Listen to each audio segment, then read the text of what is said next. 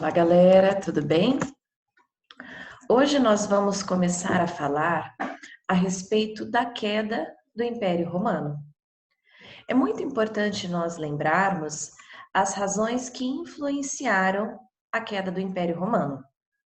Lembrem-se que, em virtude da crise, o Império Romano se dividiu em duas partes: o Império Romano Ocidental, assim como também o Império Romano Oriental. Sobre o Império Romano Oriental, nós vamos nos concentrar em um outro momento.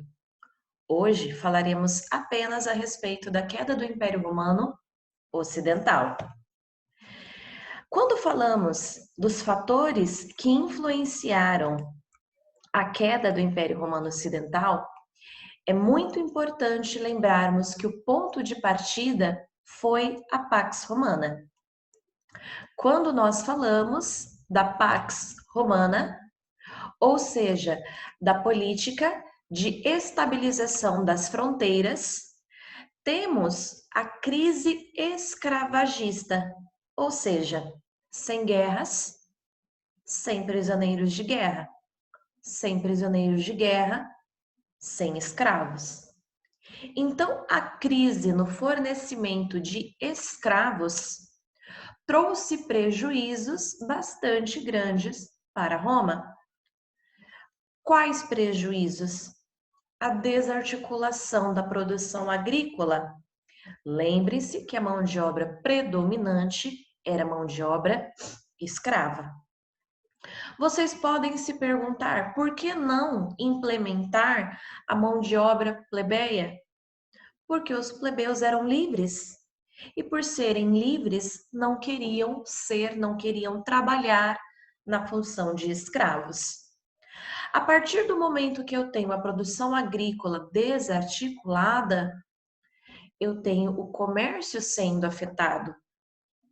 A partir do momento em que o comércio foi afetado, a arrecadação de impostos também. Ou seja, é o que nós chamamos de efeito dominó.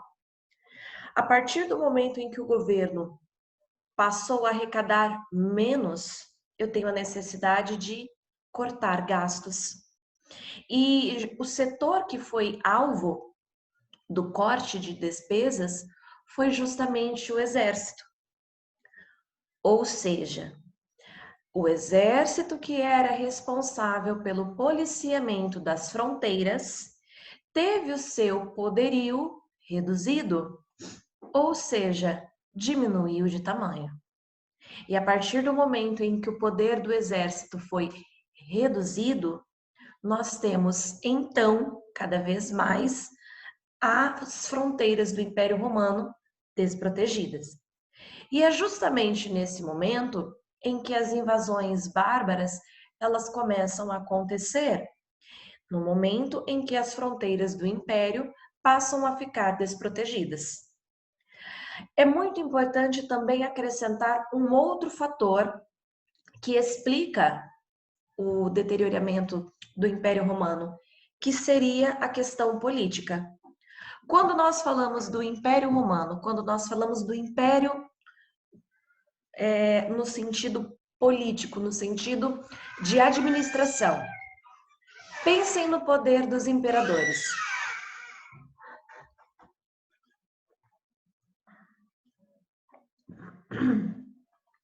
Os imperadores eram vistos como seres divinos, e por serem vistos como seres divinos, eram respeitados como tal. A partir do século I, nós temos o surgimento do cristianismo, uma religião monoteísta. E por ser uma religião monoteísta, os cristãos não adoravam, não respeitavam, não viam o imperador romano como ser divino. Então, o cristianismo também contribuiu para a crise do império, no sentido de que o poder do imperador foi reduzindo cada vez mais. Quando nós falamos das invasões bárbaras, o termo bárbaro, ele é muito genérico, ele é muito amplo. O termo bárbaro, ele se refere a todos os povos que viviam fora de Roma e não falavam latim. Mas eu quero que vocês entendam que o termo bárbaro, ele é caracterizado pelo preconceito dos romanos com os povos que não eram romanos, ou seja, os estrangeiros. Os romanos tinham uma certa aversão aos bárbaros.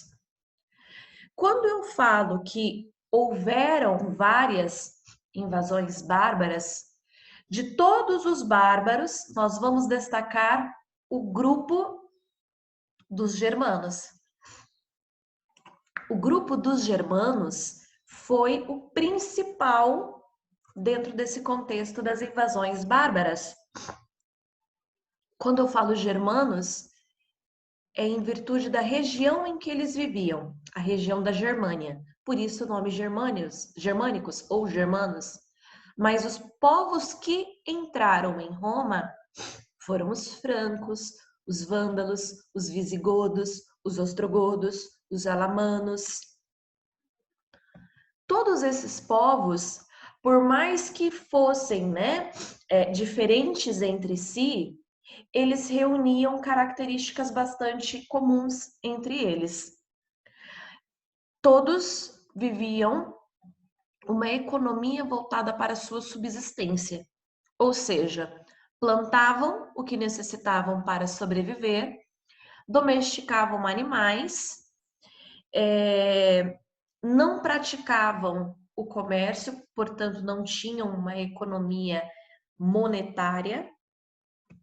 O poder era descentralizado e eram povos bastante militarizados.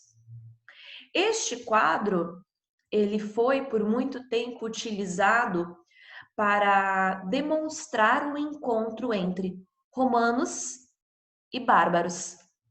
E é muito interessante analisarmos esse quadro para entendermos a visão dos romanos com relação aos bárbaros.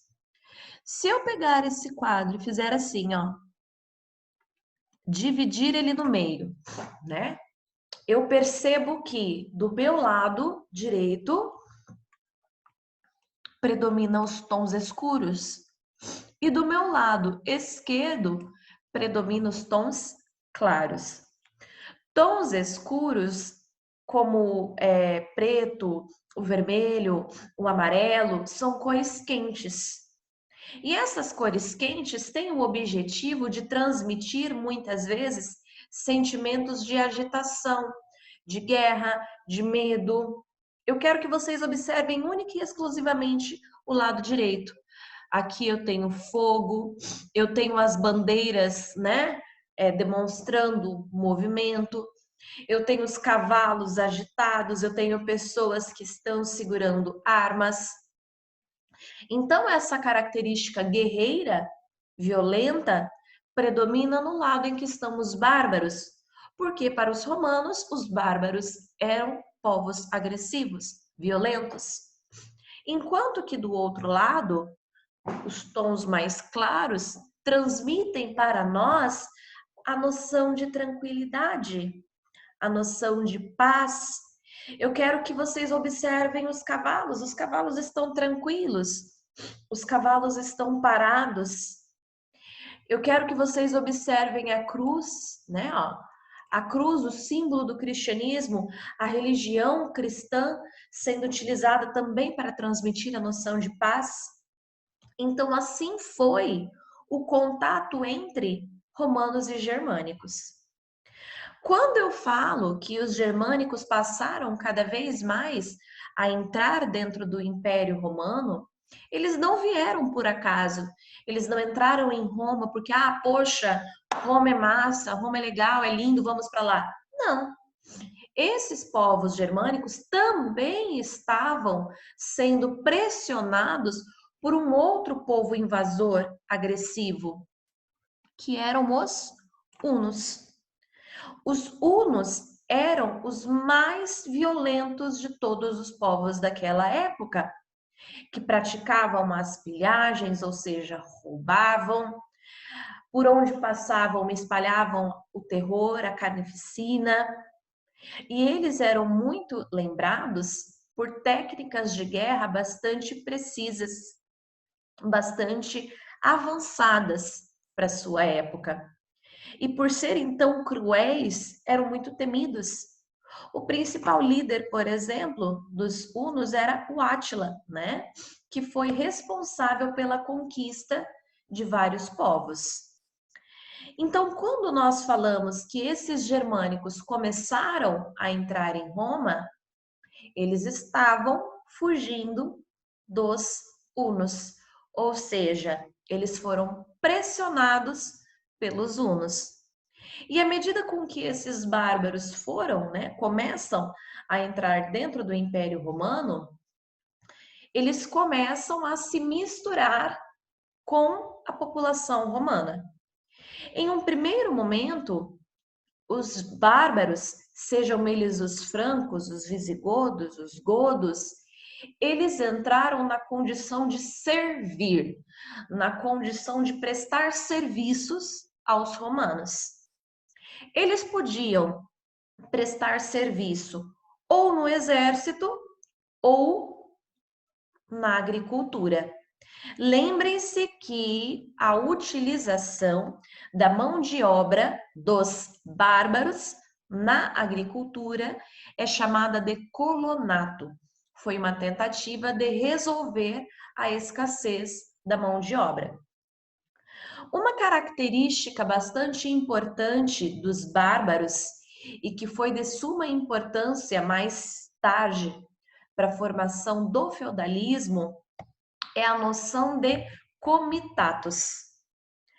Todas as vezes, né, que um guerreiro recebia um lote de terra, ele jurava lealdade, ele jurava fidelidade àquele que cedeu a terra para ele.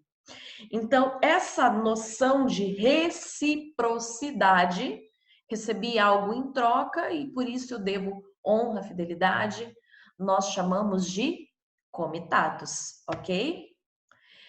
Os povos bárbaros, eles também não tinham leis escritas, eles seguiam leis orais, baseadas nas suas tradições. Isso nós chamamos de direito consuetudinário. E a religiosidade dos povos bárbaros, sejam eles francos, sejam eles visigodos, sejam eles godos, era, portanto, o politeísmo, ou seja, acreditavam em vários deuses. Para a galerinha que curte os Vingadores, né? O Thor faz parte do panteão bárbaro dos povos germânicos, ou seja, ele era um dos principais deuses da mitologia germânica, ok? Então, por hoje, nós paramos aqui. Então, resumão da aula. Bárbaros eram todos aqueles povos, né, que viviam além da fronteira do Império Romano. Recebe esse nome genérico porque, na visão dos romanos, eram todos iguais, todos violentos, todos sem culturas. Porém, esses bárbaros eram de diversas etnias. Poderiam ser tártaros mongóis, poderiam ser eslavos, saxões ou germânicos, também chamados de germanos. Recebiam esse nome, germânicos ou germanos, porque viviam em uma grande região chamada de Germânia, ok? Eram eles os saxões, eram eles os francos, os visigodos, os ostrogodos. Galera, é mais ou menos assim, região, América. Mas eu tenho vários tipos de americanos. Eu tenho os bolivianos, eu tenho os canadenses, os brasileiros. É algo mais ou menos assim. Esses povos tinham características bastante comuns, né? Tinham características bastante semelhantes. Viviam da agricultura, de subsistência, o poder deles era fragmentado, descentralizado, não utilizavam uma moeda, eram politeístas, eram povos militarizados e politeístas, beleza? Numa próxima aula, nós vamos entender como se deu a relação desses povos chamados de bárbaros com os romanos. Tchau, tchau. Fiquem com Deus.